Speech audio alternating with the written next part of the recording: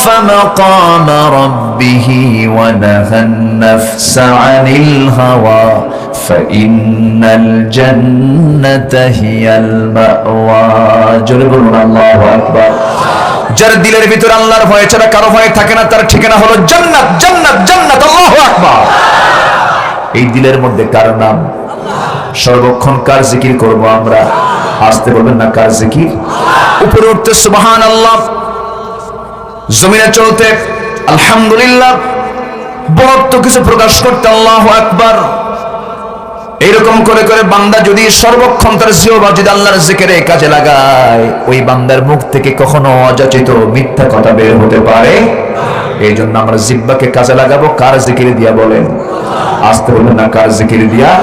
আল্লাহর জিকির দিয়া। কারণ আল্লাহর জিকিরে যারা যত কথা বলবেন সেই কথার মধ্যে কোনো বরকত নাই।